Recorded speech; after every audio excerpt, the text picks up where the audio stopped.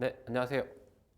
대방전기통신학원의 이동건이라고 합니다. 오늘은 여러분들 이제 기능사 필기 시험을 통과하시고 실기를 준비하시는 과정에서 첫 시간이기 때문에 여러분들한테 그 기능사 실기를 준비하실 때 기능사 실기에서는 어떤 내용을 시험을 보고 그 시험 보는 과제에 대해서 아신 다음에 어떤 식으로 준비를 해야 되는지, 그 다음에 여러분들이 개인적으로 준비하셔야 될 뭐 준비물 등이나 아니면 시험에 관련된 내용에 대해서 첫 시간이니만큼 제가 실기 강사로서 여러분들한테 자세하게 한번 설명을 해 드리겠습니다.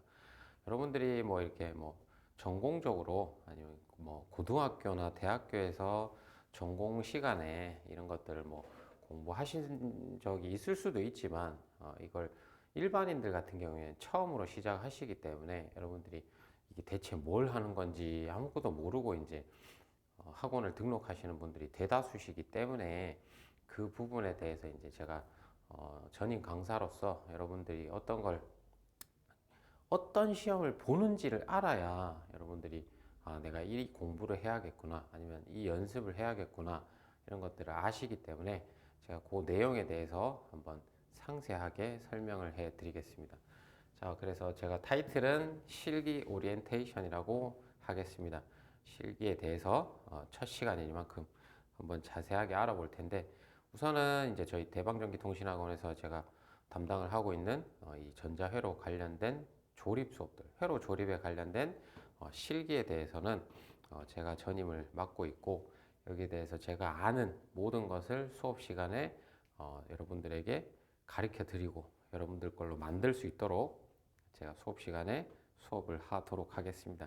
근데 이제 필기와 실기에 대해서 여러분들이 간혹 가다가 이제 혼동하시는 부분들이 있는데 필기 같은 경우에는 이제 이 지식적인 내용을 물어보는 수업이 대부분이잖아요. 예를 들어서 뭐 필기 시험에 어떤 뭐 전자회로 문제가 나온다, 아니면 뭐 전개, 자개 문제가 나온다 하면 그 내용에 대해서 여러분들이 그걸 이론적으로 이해를 하시고 그다음에 뭐 공식이나 암기 사항들을 머릿속에 숙지하신 다음에 그 내용을 바탕으로 문제를 푸는 게 문제에서 정답을 찾아낼 줄 아는 게 이제 필기 시험의 과제라고 한다면 실기 같은 경우에는 어떻게 이해를 하셔야 되냐면 여러분들이 과연 이 기술 여러분들이 좀 도전하고 계시는 이 기술 자격증이 요구하는 그런 기술적인 능력을 가지고 있냐 요거를 테스트하는 시험 보는 기술 자격증 시험이 되겠습니다. 따라서 큰 전문적인 지식이 있을 필요는 없다. 요걸 꼭 명심을 해주세요. 처음에 이제 여러분들이 가장 부담스러워하는 게 선생님 저는 전자과도 아니고 고등학교 때 뭐 문과를 나왔고 이과도 아니고 그래서 뭐 아는 것도 없고 필기 시험도 문제집 사가지고 뭐 그냥 문제 보고 답 보고 뭐 해설 봤을 때 이해되면 외우고 이해 안 되면 그냥 답만 외워가지고 아는 건 하나도 없다. 그다음에 뭐 집에 뭐 문과를 나와가지고 자기는 뭐 실습 이런 걸 해본 적도 없고 집에서 뭘 고치거나 이런 적도 없다. 정말 아무것도 모른다. 그래서 너무 걱정이 된다. 이런 문의를 많이 하시는데 아무 관계 없습니다. 물론 전공을 했다고 하면 아니면 경험이 있다고 했을 때는 여러분들이 좀 더 수월하게 할 수 있는 거지. 똑같은 거잖아. 뭐 운전면허 시험을 생각해 보면 처음부터 운전할 줄 알고 운전면허 시험을 치러 가시는 분이 어디 있어요? 없잖아. 그러니까 다들 처음에 시작을 하는 거는 뭐 문과를 나왔든 아니면 뭐 학교를 졸업한 지 오래됐든 그런 건 전혀 관련이 전혀 없으니까 거기에 대해서 절대 부담감을 가지실 필요가 없다는 거, 요거를 꼭 말씀드리고 싶습니다. 이 부담감이 있으면 실기 과정이 진행되는 내내 이 부담감이 압박감을 주기 때문에 여러분들 실력이 안 늘어. 그냥 아무것도 모르고 그냥 학원에서 가르쳐 주는 대로, 제가 수업 시간에 가르쳐 주는 대로, 그다음에 학원에서 내가 연습하라고 숙제를 주는 거, 그걸 그냥 하다 보면 자연스럽게 자기 게 되게 돼 있어요. 이거를 그냥 받아들이고 그렇다고 아무 생각이 없으면 안 된다 이게 아니라 생각을 하기는 하는데 부담감은 떨치라는 거지. 제 말은 이해되시죠? 그러니까 부담감 없이 학원에서 가르쳐 주는 것만 하면 무조건 합격하게 되어 있어요. 이 실기 시스템 자체가 저는 자신이 있기 때문에 이렇게 말씀을 드리는 거니까 여러분들이 절대 부담감 갖지 마시고 수업 시간, 그 다음에 제가 뭐 숙제를 내주는 부분 이런 것들을 믿고 자기 걸로만 만드시면 한 번에 다 딸 수 있는 자격증이니까 꼭 요 부분을 명심하시고 저희 대방학원의 실기 커리큘럼을 잘 따라와 주시기 바라겠습니다. 자, 그럼 오늘 제가 소개해드릴 이제 여러분들이 도전하고 계시는 과목은 이 기능사 관련된 실기 부분입니다. 그래서 오늘 제가 소개를 해드릴 거는 첫 번째는 이제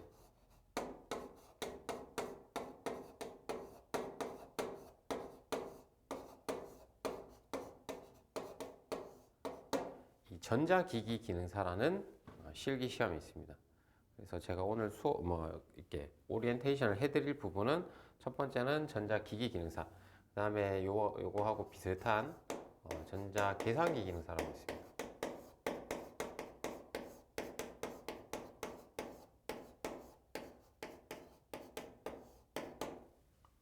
전자계산기 기능사. 그 다음에 세 번째는 이제 또 비슷한 건데 요건 조금 다르기는 합니다. 이름 자체가 의료라는 말이 들어가 있어요. 여러분들 준비하시는 거에 보면. 그래서 의료전자기능사라는 자격 종목이 있습니다. 마지막으로 또 어떤 게 있냐면 지금 제가 나열한 이 세 개 항목은 계열로 따져보자면 전자 쪽으로 들어가는 거고, 통신 쪽에 보면 요거와 비슷한 항목으로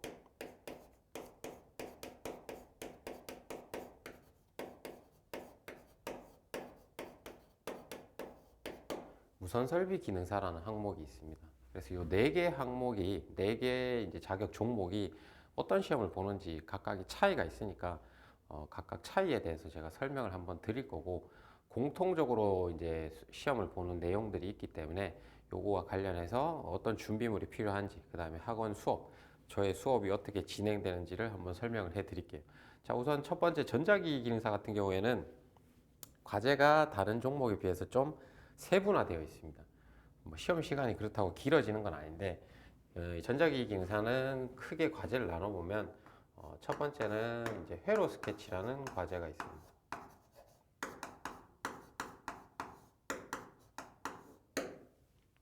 회로 스케치. 자, 이 회로 스케치가 뭐냐?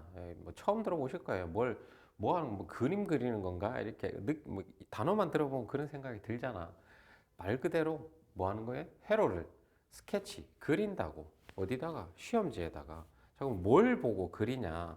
회로를 그리는데 여러분들한테 그냥 회로를 그리라고 하는 게 아니겠죠. 그래서 제가 이제 회로 스케치 수업 시간에 좀 더 상세하게 이제 전자기기 기능사분들한테 수업을 해 드리겠지만, 회로 스케치란 간단하게 말씀을 드리면 이 회로를 조립할 수 있는 패턴이 있습니다. 이 패턴을 보고, 패턴이란 말 그대로 어떤 부품이 정렬이 되어 있으면 이 부품이 라인으로 연결이 되어 있어요. 그래서 이 라인을 따라가면서 이 회로에서 미완성되어 있는, 회로가 미완성되어 있어요. 그래서 이 미완성되어 있는 회로 부분을 여러분들이 패턴들을 보고 그걸 해석을 해서 이 미완성된 회로의 완성을 시키는 과제가 회로 스케치다, 이렇게 기억을 하시면 되겠습니다. 그래서 전자기기 기능사에서 회로 스케치 같은 경우에는 지금 현행 바뀐 게 배점이 20점으로 되어 있습니다.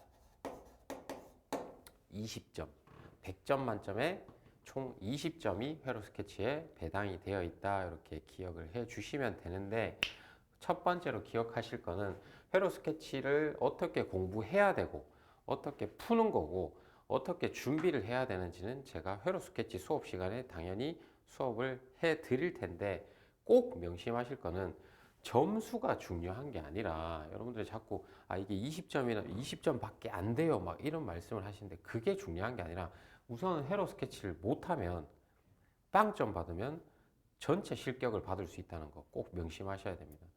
20점 중에 그냥 빵점 맞으면 나머지 80점 받으면 되는 거 아니에요, 이렇게 말씀하시는 분들이 있는데, 그게 아니라 규정 자체가 지금 20점에서 빵점을 받게 되면 다른 모든 과제 전체적인 점수가 빵점, 실격 처리를 당하니까 꼭 명심을 해주시고, 그 다음에 이제 준비를 하실 때 여러분들이 머릿속에는 항상 뭐가 있어야 되냐, 시험이라는 자체는 나머지도 다 마찬가지입니다. 이 나머지 과제를 종목을 준비하시는 분들도 필기도 마찬가지고 실기도 마찬가지고, 여러분 시험에서 가장 중요한 건 뭐예요? 제한된 시간 안에 자기한테 주어진 문제와 과제를 자기가 할 수 있는 만큼 완성을 해야 됩니다. 그래서 반드시 명심할 건 시간. 과연 이 과제를 몇 시간 안에 끝내야 되냐.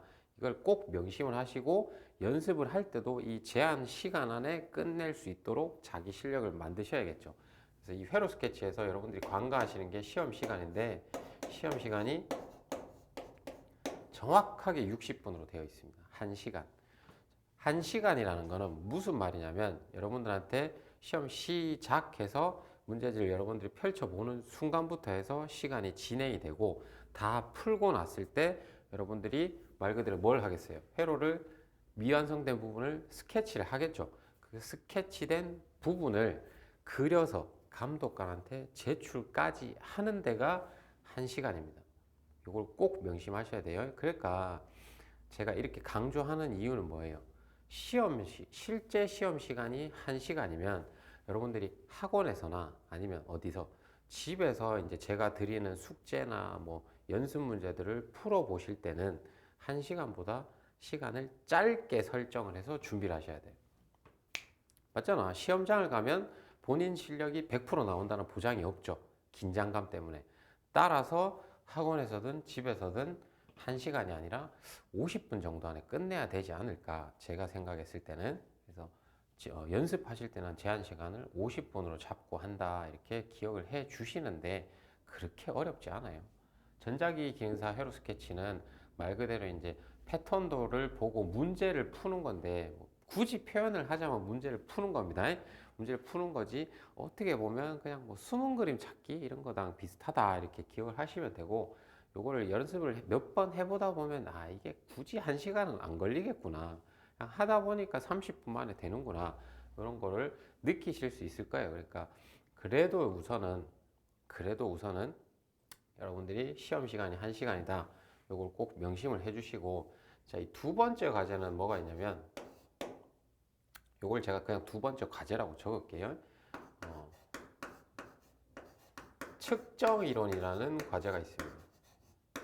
이 측정 이론이라는 과제가 있는데 요거는 기존에 있던 게 조금 변형되었을 뿐이고 지금은 이제 조금 더 여러분들한테 이제 이 측정에 관련된 능력을 조금 더 상세하게 테스트를 하는 겁니다. 이론적으로도 알고 있냐 모르고 있냐 이걸 테스트하는 건데 배점은 회로 스케치와 동일하게 20점으로 바뀌었습니다. 그래서 작년부터 이게 바뀌어가지고 지금은 현행은 측정 이론이 20점이다. 근데 제가 굳이 이론이라고 붙인 거예요. 말 그대로 뭐 측정을 할 수 있냐 없냐 그걸 테스트하는 거예요. 어떤 거를? 말 그대로 자 뭐를 신호 발생기라는 장비가 있습니다. 얘를 영어로 읽을 때는 펑션 제너레이터라고 하는데 펑션 제너레이터에서는 여러분들이 만든 신호가 나옵니다. 이 펑션 제너레이터에서는 어떤 파형의 모양과 주파수와 전압의 크기, 진폭을 설정을 할 수 있는데 이 세 가지를 감독관이 여러분들한테 제시를 합니다. 이렇게 파형을 입력하세요 이렇게 얘기를 할 거예요. 그럼 그 입력하는 그 주어진 조건대로 여러분들이 펑션 제너레이터를 제일 먼저 세팅을 하셔야겠죠. 세팅을 하고 나서 이 나오고 있는 신호를 어디로 연결을 하냐면 오실로스코프라는 장치로 연결을 합니다.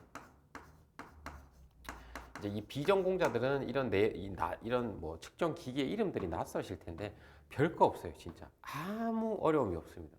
그냥 여러분들 뭐 지금 스마트폰 조작을 할 수 있는 능력이 된다. 그 정도면 그냥 만질 수 있습니다. 물론 요 만져가지고 그러니까 세팅을 하고 이 세팅된 신호를 오실로스코프 화면에 보이게 화면에 우리가 잘 알아볼 수 있도록 띄우는 방법이 있는데 이거는 그냥 버튼들 몇 개 누르고 돌리고 이렇게 하는 건데 지금 말을 이렇게 했을 때 뭐 과연 뭘까 이런 뭐 의구심이 생기실 수도 있지만 배워보면 하루면 배웁니다. 하루.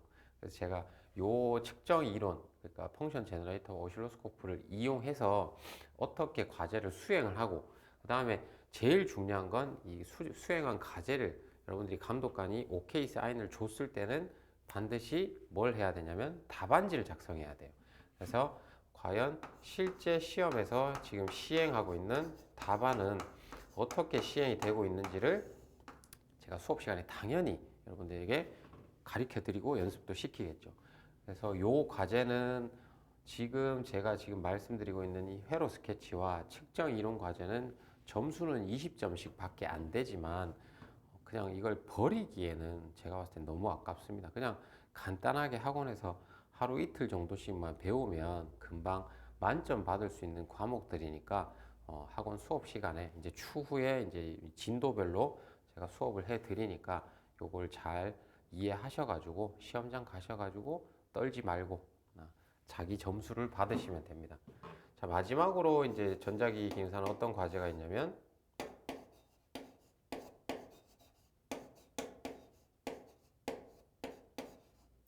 회로 조립이라는 과제가 있습니다. 이 회로 조립 이게 이제 여러분들 실기에서 가장 어렵다면 어렵다고 할 수 있고 재밌다면 재밌다고 할 수도 있어요.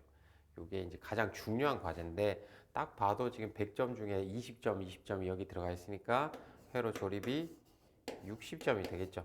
60점이 되는 거고 이 회로 조립 같은 경우에는 시험 시간이 3시간 30분으로 되어 있다. 3시간 30분.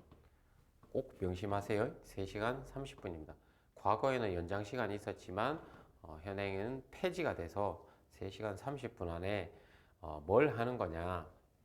회로를 조립해서 동작이 돼야 됩니다.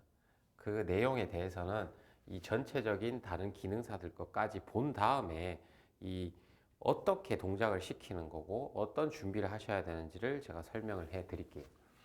자, 그 다음에 이제 여러분들이 많이 준비하시는 게 전자계산기 기능사라고 있습니다. 전자기기 기능사를 준비하시는 분들은 계산기 기능사 전자기기를 준비를 하시면 전자계산기 기능사도 이제 한번은 들어는 보셨을 텐데 이 전자계산기 기능사는 과제가 전자기기 기능사와는 다르게 세분화되어 있지는 않고 그냥 하나의 과제만 있습니다. 뭐만 있냐면 회로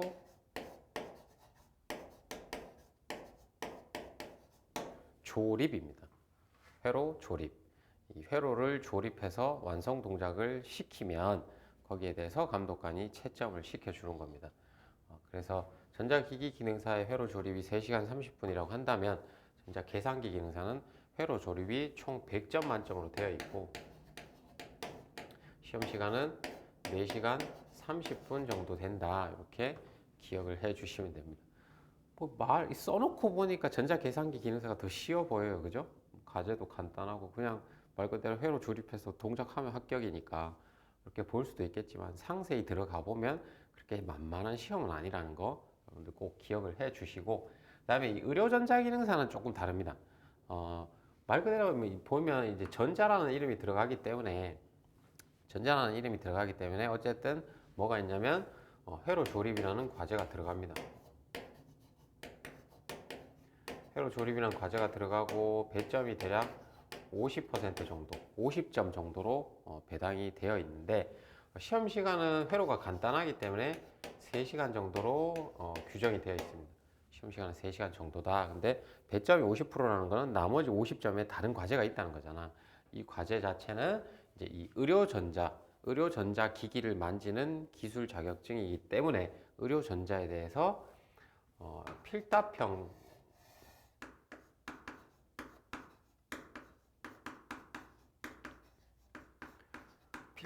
과제가 있다는 거. 얘는 그래서 얘한테 필답형 시험에 50점이 배당이 되어 있습니다. 그렇게 어렵지는 않습니다. 제가 봤을 때는. 여러분들 의료전자 기능사분들은 의료전자 기능사 필기를 공부하실 때 나왔던 내용들이 그 바탕으로 해서 필답형이라는 자체가 그냥 객관식이 아니라 주관식으로 나오는구나. 이 정도만 기억을 해 주시면 돼요. 주관식으로 나오는구나. 그래서 시험 같은 경우에는 우선은 필답형을 먼저 시험을 봅니다. 요거는 이따가 원서 접수 관련해서 설명을 드릴 때 말씀을 드리겠지만 필답형 시험을 먼저 보고 의료전자기능사는 그러니까 실기 시험을 이틀을 본다고 생각하시면 됩니다. 필답형 시험을 먼저 보고 난 다음에 한 일주일에서 4일, 5일 내지 그러니까 4, 5일 내지 7일 정도 후에 필답형 시험 후에 작업형 시험을 따로 본다 이렇게 이해하시면 되겠죠. 그래서 의료전자기능사는 50대 50이다. 필답형은 객관식 내용이 그대로 이어져서 나오니까 그걸 바탕으로 학원에서 드리는 자료를 바탕으로 해서 공부를 하시면 되고, 작업형은 회로 조립으로 되어 있는데 다른 이쪽 전자기기나 계산기에 비해서는 시험 시간이 짧다. 왜 짧다? 회로가 간단하기 때문에 그렇다. 이렇게 이해를 해주시면 되고, 마지막으로 이제 전자 관련 기능사는 아니지만 우리 통신 쪽에 보면 무선설비 기능사라는 기술 자격증이 있습니다. 이 무선설비 기능사는 말 그대로 이 통신 쪽 자격증인데, 통신 내용 중에서 무선 통신 기기와 관련된 기기를 유지 보수할 수 있는지, 제작 유지 보수 관련 능력을 보는 건데, 말로 하니까 되게 그럴듯하다, 그죠? 그냥 시험은 별거 없습니다. 그냥 그 무선 통신 기기에 들어가는 회로에 대해서 조립을 할 수 있냐 없냐,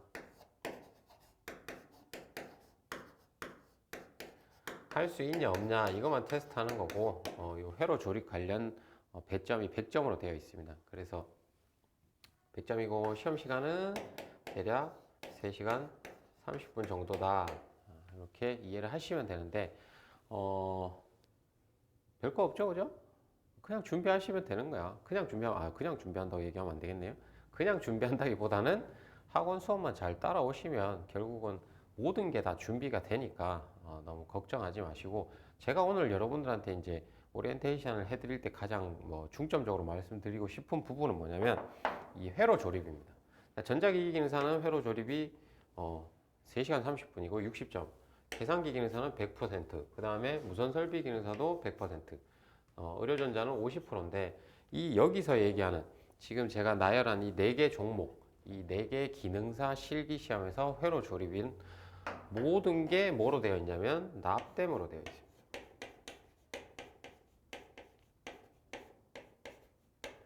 납땜을 한다 이겁니다. 납땜. 자, 납땜이라는 게 뭐냐?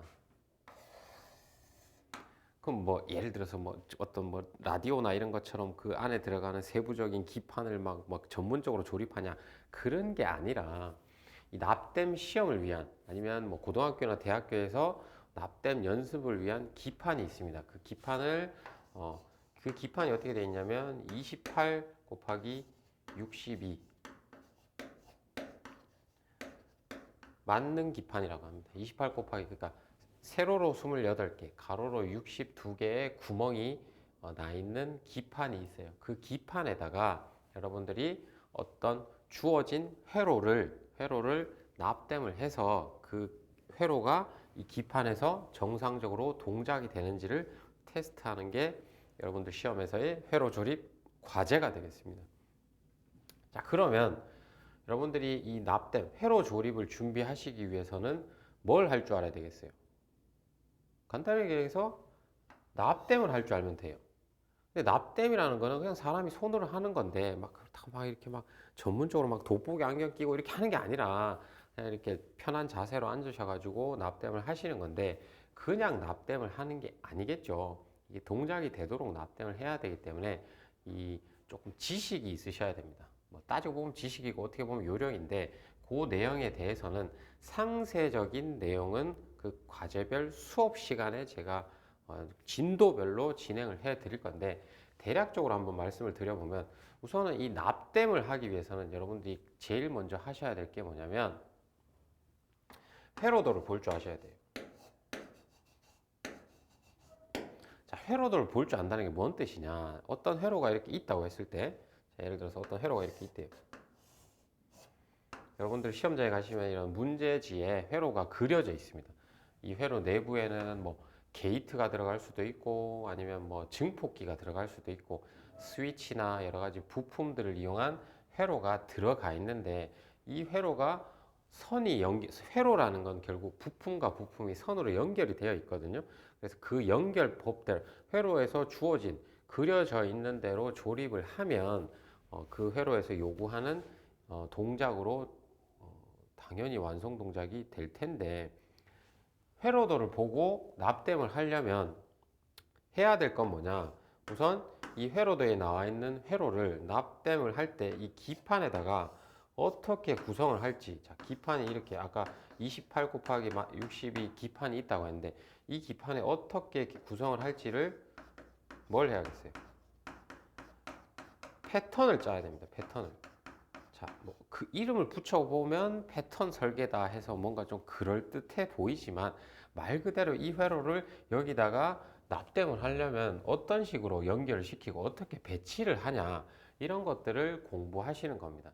근데 요게 그렇게 단기간에 바로 되지는 않습니다. 요거는 회로도 분량에 따라서 좀 이제 어렵게 느껴질 수도 있고 쉽게 느껴질 수도 있는데 자, 우선은 그러면 회로도를 볼 줄 알고 이 볼 줄 아는 회로도를 바탕으로 패턴을 짜기 위해서는 뭐부터 알아야 되냐? 첫 번째는 이 부품의 특성에 대해서 아셔야 돼요.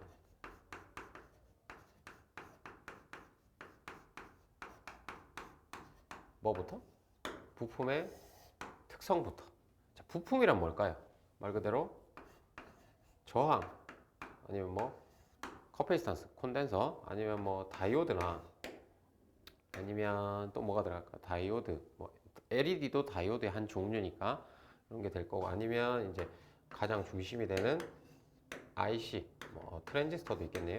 이런 여러 가지 전자회로 부품들이 회로도에 그려져 있을 텐데 이거를 그려져 있는 걸 패턴을 설계하기 위해서는 R이나 C나 다이오드나 IC나 트랜지스터마다 각각의 특성이 있다고. 예를 들어서 뭐 극성이 있는 부품들도 있을 거고 극성이 없는 무극성 부품들도 있을 텐데 이런 각가지 특성마다 갖고 있는 각각의 부품이 가지고 있는 특성에 대해서 먼저 알고 계셔야겠죠. 여러분들이 정해져 있는 특성을 무시하고 자기 마음대로 조립을 해버리면 얘는 당연히 그 여러분들이 설정한 그거대로 동작을 안 하고 자기가 갖고 있는 특성대로 동작을 해서 여러분들이 잘못 설계한 게 돼버린다고. 따라서 부품의 특성에 대해서 가장 먼저 이해를 하고 머릿속에 집어 넣으셔야 되고 그래서 저의 이 대방전기통신학원에서 실기 수업을 할 때 가장 첫 번째 수업은 이 부품의 특성에 대해서 배우시는 겁니다.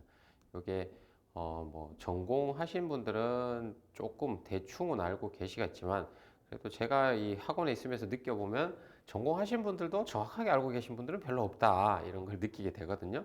그러니까 초보자나 전공자나 결국은 이 부품의 특성에 대해서는 다시 한번 정확하게 이해를 하셔야 된다. 이 말씀을 꼭 드리고 싶습니다. 자, 그러면 부품에 대해서 특성을 알게 됐으면 이 부품이 회로도에 그려져 있을 거 아니에요. 그죠? 그래서 이 회로도를 보고 이 기판에다가 과연 이 부품들을 어디에 어떻게 배치를 할지, 그다음에 배치를 했으면 회로도에 나와 있는 선열결, 뭐 예를 들어서 뭐 R이 이렇게 있고 콘덴서가 이렇게 있다고 했을 때 R과 C를 뭐 저항을 이렇게 배치를 했고 C를 여기다가 이렇게 배치를 했을 때 이 배치된 걸 봤을 때 지금 보면 R과 C가 이렇게 연결이 돼 있잖아요. 그죠? 그래서 과연 이거를 어떻게 전선으로 선으로 이어줄지 이걸 똑바로 회로도를 올바르게 이해를 해서 어떻게 전선을 연결하는 게 맞는 조립 방법인지를 판단하게 해드리는 수업이 이 패턴 설계 수업입니다. 그래서 우선은 첫 번째로 할 거는 부품의 특성에 대해서 기억을 하신 다음에 패턴을 어떻게 짜는구나 이런 것까지 이해를 하시면 되고 절대 부담 가지실 필요가 없는 게 이 패턴 설계 같은 경우에는 처음에 해보면 잘 안 돼. 절대 잘 안 됩니다. 한 번에 바로 되는 게 아닙니다. 이거는 설계는 말 그대로 여러분 건축 자재가 있으면 집을 짓는다고 해봅시다. 예를 들어서 벽돌이 있고 뭐 여러 가지 모래도 있고 시멘트도 있고 있잖아. 그럼 여러분들한테 이걸 또 주고 이걸 가지고 몇 평짜리 집을 지으세요 하면 여러분들 이걸 지을 수 있어? 말 그대로 할 줄 아는 건 뭐 집 모양밖에 못 그리잖아. 맞죠? 그러면 벽돌을 쌓을 때 뭐 주기둥의 벽돌은 어떤 크기를 해야 되고 어떤 강도가 있어야 되고 이런 것들에 대해서는 전문적으로 아니 내용적으로 알고 나서 그러면 집을 이렇게 여러분들이 뭐 네모나게 지을 건지 동그랗게 하실 건지 그러면 어디에 어떤 방을 어떻게 배치하고 이런 것들을 여러분들이 설계하는 거잖아. 그게 건축 설계잖아. 그런 거와 마찬가지로 부품이 있다고 했을 때 이 패턴을 이 우리한테 주어진 이 기판이라는 집 안에 이런 부품들을 어떻게 배치시켜서 과연 어떻게 선으로 연결할지 이런 것들을 하는 거라서 이게 바로는 안 돼. 한 번 수업 듣는다고 바로 딱 이해돼가지고 아 내가 어떤 회로든 패턴을 짤 수 있겠다. 이건 안 된다고. 그러니까 이런 거는 걱정하실 필요가 없고 뭐 여러 가지 다양한 회로 아니면 뭐 첫 번째 회로를 제가 수업을 해드렸을 때 그걸 이해를 하시고 다음 회로로 넘어가기 전에 예를 들어서 집이라는 것도 마찬가지잖아. 방을 두 개를 넣어주세요 했을 때 방을 두 개를 붙여서 배치할 수도 있고 완전히 독립적으로 떨어뜨려 놓을 수도 있잖아요. 그러니까 이렇게 배치를 어떻게 하는지는 시험 규정상 뭐 어떻게 해라. 특별한 요구사항이 있으면 거기에 맞춰서 하는 건데 특별한 요구사항이 없으면 여러분들이 집주인 마음이잖아. 여러분들이 기판 주인이니까 여러분들이 어떻게 설계하냐에 따라서 이거는 더 뭐 맞다 틀리다 이걸 판단할 수 있는 게 아니라 어쨌든 그걸 배치를 정확하게 해서 연결만 제대로 되면 전자회로라는 거는 동작이 되게 돼 있습니다. 그래서 올바르게 패턴이 짜져 있냐 안 짜져 있냐를 제가 여러분들한테 검사 같은 걸 해 드릴 거고 그 내용을 바탕으로 조립을 하시는 건데 이게 안 되시는 분들이 많아요. 해보면 알겠지만 대체 이걸 수업을 들었는데도 이게 뭐야 이거 처음 어쩔 줄 몰라 처음 시작도 못하는 경우도 있다고. 대체 이걸 어디다가 예를 들어서 뭐 집을 이렇게 평수를 이렇게 놨는데 방을 여기 놔야 될지 가운데 놔야 될지 막 어딜 어떻게 해야 될지 모르고 멍하니 이렇게 있는 분들이 있다고. 자, 이런 분들한테는 또 저만의 특효약이 있습니다. 수업을 들어보시면 알겠지만 여기에 관련해서는 이 대방학원만의 특별한 방법이 있으니까 그거는 수업 시간에 진행이 되면 지금 말씀드릴 수는 없고 저희 비법에 대해서 한번 여러분들한테 멋진 선물로 드리도록 하겠습니다. 그래서 그거 너무 걱정하지 마시고 자 그러면 이렇게 해서 자 그럼 다르게 얘기했을 때 회로도를 뭐 부품의 특성에 대해서 알고 나서 회로도를 보고 패턴을 잘라 그랬는데 잘 안 돼. 그럼 그 다음 진도 안 나갈 거야? 아니잖아. 자 그러면 이게 안 되면 결국은 뭐가 있겠어요? 제가 짜놓은 패턴이 있을 거 아니에요. 학원 교재에도 있고 아니면 제가 수업 시간에 나눠드리는 핵심 자료에도 있을 거고 수업 시간에 제가 자료로 나눠 드리니까 그 내용을 바탕으로 이제 뭘 배우셔야겠어? 맞잖아요, 여러분.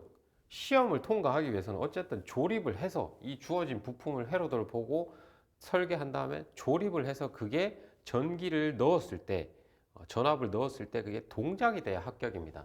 따라서 이제 학원 수업 같은 경우에는 부품의 특성에 대해서 배우시고 이렇게 회로도를 보고 패턴 짜는 걸 배운 다음에 가장 중점적으로 나아가는 수업은 바로 납땜입니다. 납땜.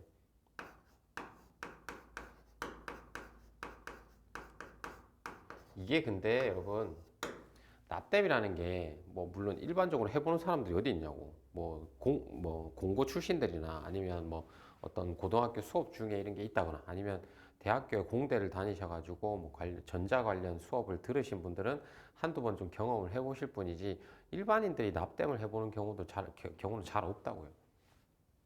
저 같은 경우도 뭐 전공이 이렇다 보니까 이러고 있는 거고 또 학원에서 맨날 여러분들과 같이 납땜을 하니까 납땜을 잘하는 거지. 저도 태어날 때부터 납땜을 잘했던 건 아닐 거 아니야. 그래서 처음에 납땜을 해보면 막 뜨겁기도 하고 연기도 나오고 하니까 막 대체 어떻게 해야 될지 어쩔 줄 몰라 하시는 분들이 있는데 결국은 납땜은 꼭 명심하셔야 됩니다. 납땜은 투자한 시간과 비례합니다.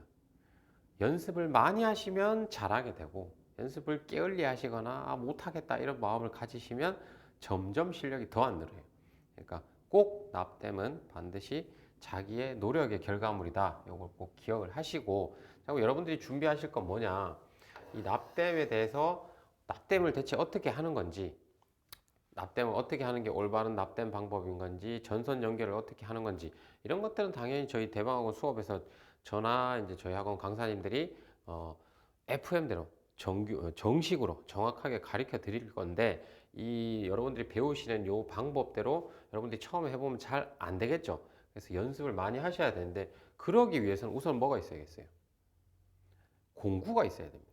맞죠? 그래서 과연 이 납땜을 하기 위해서는 어떤 공구들이 필요하냐? 뭐 물론 여러분들이 지금 받으신 저희 학원 실기 교재 제가 공구에 대해서도 상세하게 설명을 넣어놨는데 간략하게 소개를 해드리자면 우선 시험을 보실 때 이 납땜에 필요한 공구는 본인 지참품입니다. 본인이 시험장에 가실 때 꼭 자기 걸 들고 가야 된다는 거 꼭 명심을 하시고, 없으신 분들은 학원 오셔서 저한테 말씀을 하시면 어떻게 구매를 할 수 있는지를 제가 상세하게 안내를 해 드리겠습니다. 자, 그럼 어떤 공구들이 필요하냐? 우선은 좀 필요 물품들이 많습니다. 가장 중요한 거는 그잖아요. 군인이 전쟁 나갈 때 제일 필요한 건 총이죠. 학생이 공부할 때 제일 필요한 건 뭐 필기구가 있어야 돼. 수업을 들을 거면. 근데 납땜을 할 때 가장 중요한 핵심적인 공구는 인두기입니다. 인두기. 인두기라는 거는 이렇게 뭐 전기가 연결된 뭐 유선 같은 경우에는 콘센트를 꼽아서 전기를 넣으면 인두기 끝에 인두기 팁이라고 합니다. 이 인두기 부분에 과열이 돼서 인두기에 납을 갖다 대면 납이 녹습니다. 열에 의해서. 그래서 납을 녹일 수 있는 이 인두기가 가장 핵심적으로 필요한 거고, 자, 인두기를 쓰다 보면 인두기를 계속 손에 들고 있지는 않고, 이게 다른 작업을 할 때 인두기를 손에서 두고 다른 두 손을 써가지고 딴 걸 해야 될 때도 있는데, 이 인두기를 워낙 뜨거운 거기 때문에 이걸 바닥 같은 데 두면 타거나 불나거나 연기 나고 난리가 나겠죠. 그래서 이 인두기를 거치시킬 수 있는 인두기 받침대가 필요합니다. 인두기 받침대.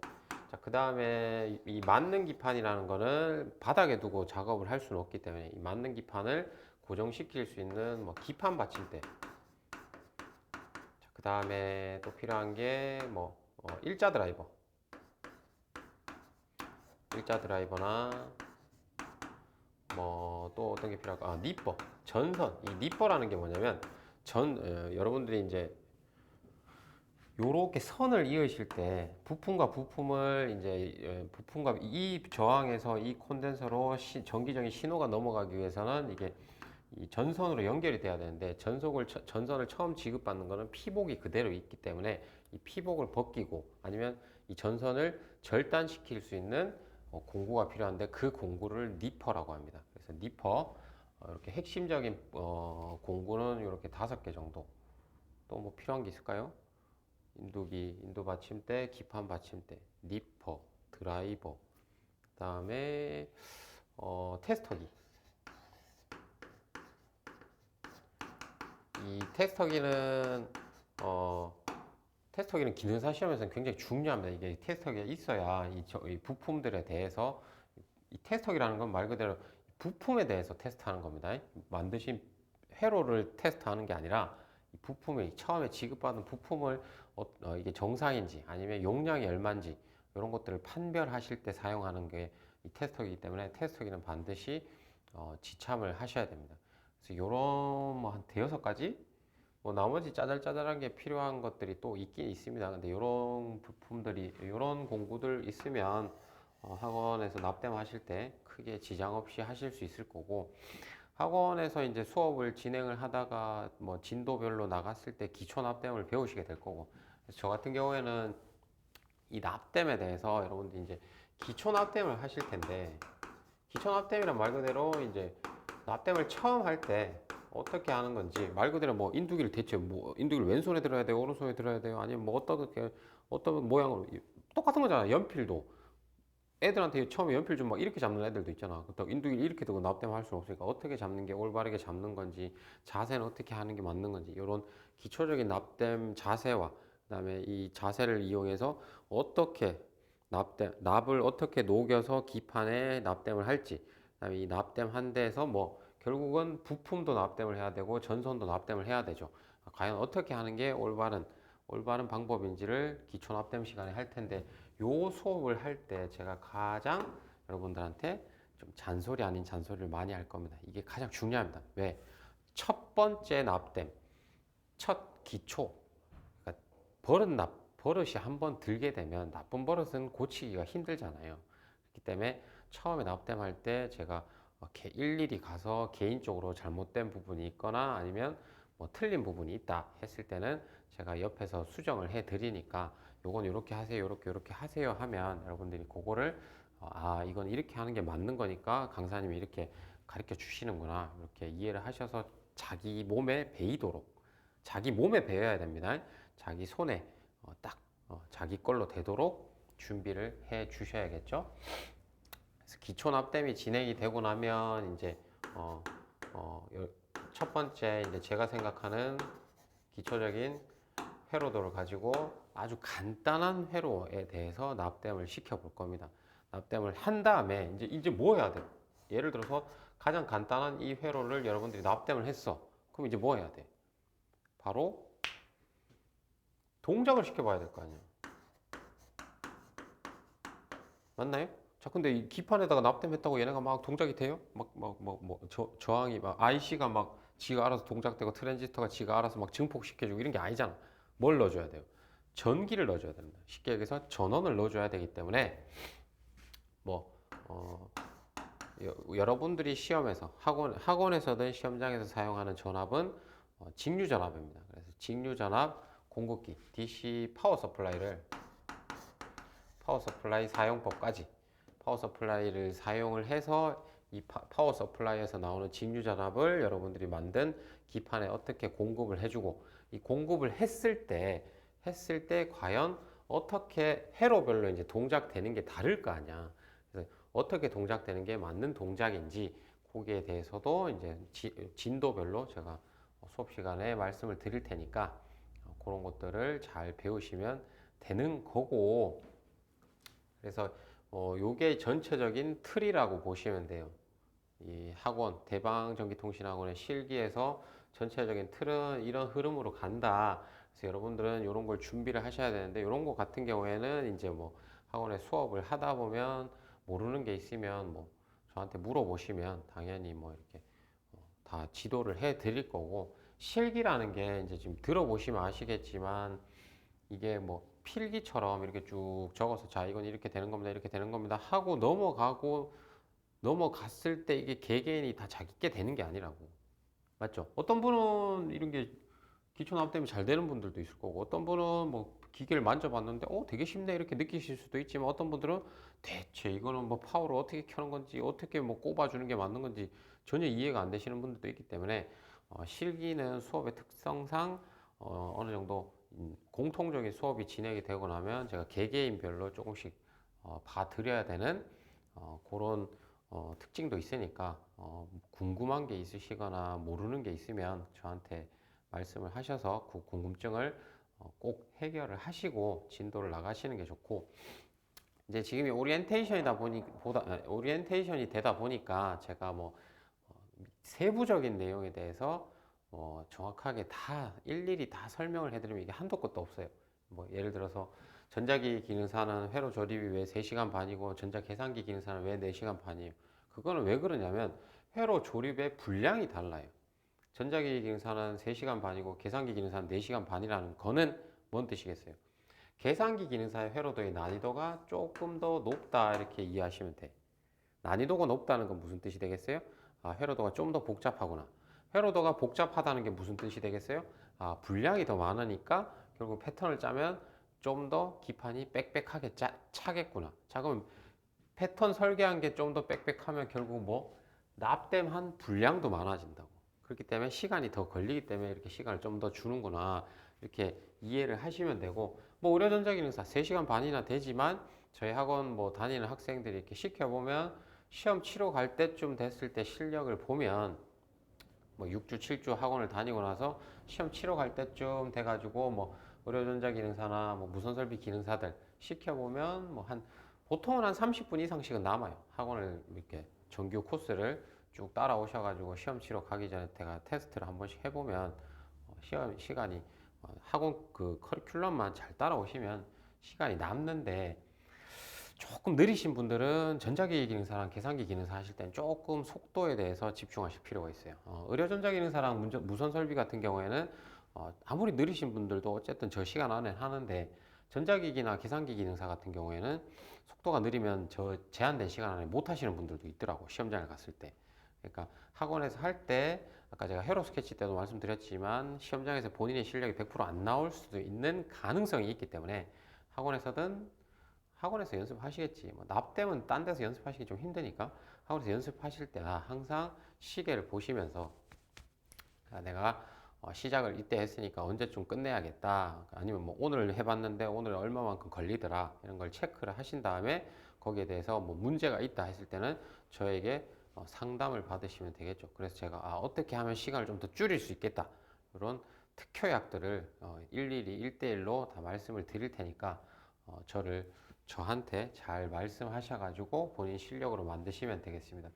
그 다음에 이제 여러분들이 궁금하신 게, 쌤 과연 왜 실기 시험 기간이 보면 뭐 예를 들어서 뭐 어떤 때는 보면 막 4월 뭐 언제 뭐 4월 1일부터 막 4월 10 며칠까지 돼 있는데 저는 시험을 언제 보는 건가요? 이런 걸 물어보시는 분들이 있는데, 이거는 이제 여러분들이 원서 접수 기간이 있을 겁니다. 자, 원서 접수 기간이 보면 보통은 보면 이제 월요일 날 뭐 예를 들어서 뭐 2월 18일부터 해서 대략 한 4일에서 5일 정도의 원서 접수 기간을 주는데, 실기는 꼭 명심하실 게, 이렇게 납땜을 하는 작업형 시험의 경우에는 실기 시험장에 들어갈 수 있는 인원이 한정되어 있습니다. 그래서 한 시험장에 많이 들어갔을 때 20명밖에 못 들어가기 때문에 원서 접수는 반드시 언제? 원서 접수 첫날에 꼭 해주셔야 된다는 거 기억을 하시고, 첫날에 시험 원서 접수를 할 때 언제 어떻게 하는 건지, 그러니까 대체 뭐 원서 접수는 뭐 어디 사이트에서 하는 거예요? 아니면 뭐 컴퓨터로 하는 거예요? 이런 것들은 제가 원서 접수 관련해서 다음 시간에 상세하게 안내를 해드릴 테니까 그거 잘 들으셔가지고 원서 접수 날 본인이 원한다? 여러분들한테 제공되는 시험장과 날짜 중에서 여러분들이 선택할 수 있는 부분, 그래서 제가 어디 뭐 예를 들어서 장소가 어디가 유리하다, 날짜는 어떤 날짜가 유리하다, 이런 것들을 원서 접수 전에 제가 수업 시간에 공개적으로 말씀을 드리니까 원서 접수 설명을 해드릴 때 꼭 잘 메모를 해두셨다가 원서 접수를 잘 해주셔야 됩니다. 실기는 원서 접수가 굉장히 중요하니까 요거 꼭 명심을 해 주시고, 그 다음에 여러분들이 또 어떤 게 궁금할 수 있을까요?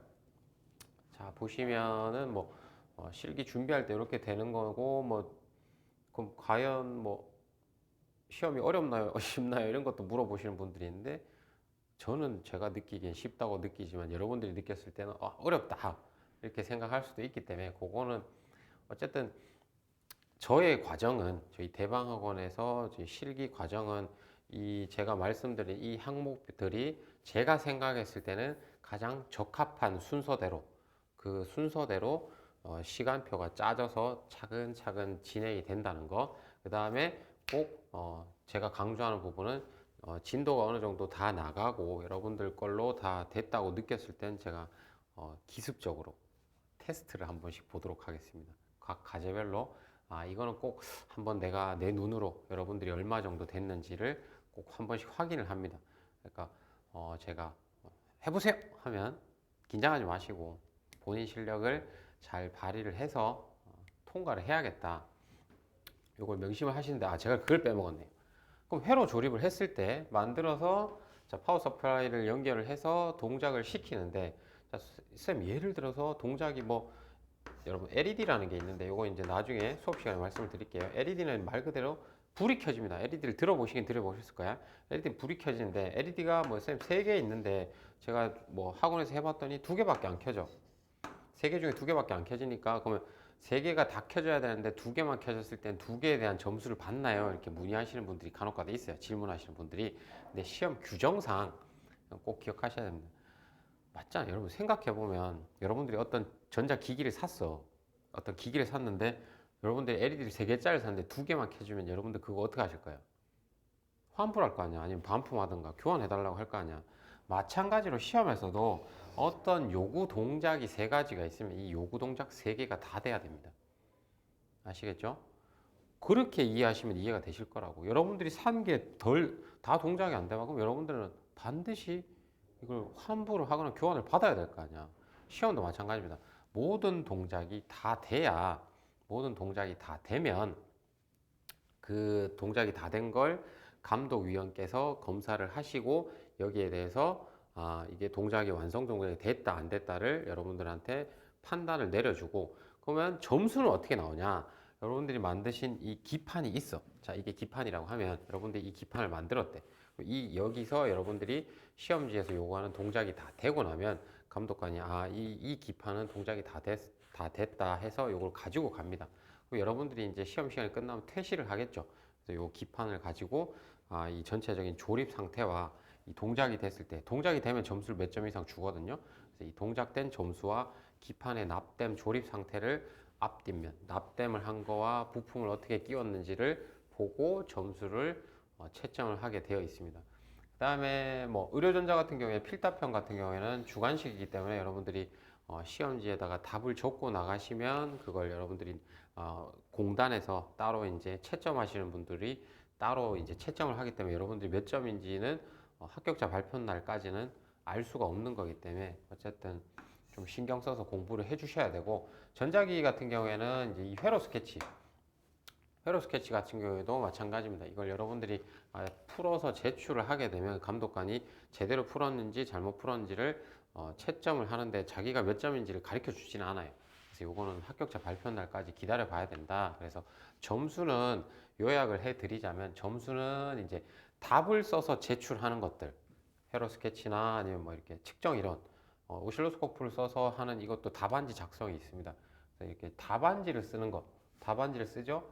이런 것들은 이제 여러분들이 퇴실을 하고 나면 그거를 공단에서 뭐 채점하시는 분들한테 맡겨서 채점을 한 다음에 나중에 합격자 발표 날 공개를 해주는 거고, 조립 같은 경우에는 동작이 다 되면, 완성 동작이 다 되면 이걸 가지고 감독관이 채점을 하는데, 동작이 어느 정도 됐다 했을 때는 기본적인 점수를 주니까 점수를 많이 깎이지는 않을 거예요. 그러니까 우선은 제일 중요한 건 납땜을 해서 동작을 시키는 게 중요하다, 이렇게 기억을 하시는데, 이런 말씀하시면 제가 제일 화내는 게 뭐냐, 선생님 어쨌든 납땜을 깔끔하게 하든 뭐 어떻게 하든 동작만 되면 되는 거 아니에요, 이렇게 말씀하시는 분인데 그게 아닙니다. 동작이라는 거는, 회로라는 거는 완벽하게 연결이 되어야 정상적인 동작이 다 이루어집니다. 어디 부분은 깨끗하게 납땜이 반듯하게 완벽하게 잘 됐는데 뒤에 한 부분이라도 좀 실수를 했다거나 엉망을 했다 하면 회로는 이 하나 때문에 동작이 안 되게 되어 있습니다. 그래서 납땜을 하실 때는 어느 한 부분도 절대 소홀히 하시면 안 된다, 이 부분을 꼭 명심해 주시고, 수업 시간에 연습할 때든 시험장에서 시험을 칠 때든 집에서 연습을 하실 때도 납땜할 때는 항상 긴장과 집중을 놓으시면 안 된다, 이렇게 기억을 해 주시면 되겠습니다. 그래서 실기에 대해서 제가 기능사 실기에 대해서 간략하게 이제 좀 설명을 해드리는 시간을 가졌는데, 혹시 추가적으로 궁금한 게 있으신 분들은 저한테 수업 시간이나 쉬는 시간에 질문을 하시면 되고, 요 내용을 바탕으로 해서 제가 설명해 드린 대로 이 진도대로 커리큘럼이 진행이 된다는 거, 그래서 다음 시간부터 이제 하나씩 배워 나가시는 거니까 항상 그 처음에 마음가짐이 중요하니까 자신감과 그다음에 저에 대한 믿음, 자신감과 믿음만 있으면 제가 반드시 한 번에 딸 수 있게 해드리겠습니다. 그러니까 잘 저와 함께 어쨌든 주어진 기간 동안, 실기 기간 동안 뭐 5주가 될지 6주가 될지 그거는 이제 시험에 따라서 조금씩 달라지는 건데, 어쨌든 그 제가 주어진 시간에 따라서 제가 적절하게 판단을 해서 여러분들에게 모든 걸 가르쳐 드릴 테니까 여러분들은 자신감과 저에 대한 믿음을 가지고 저희 대방학원 수업을 따라와 주시면 되겠습니다.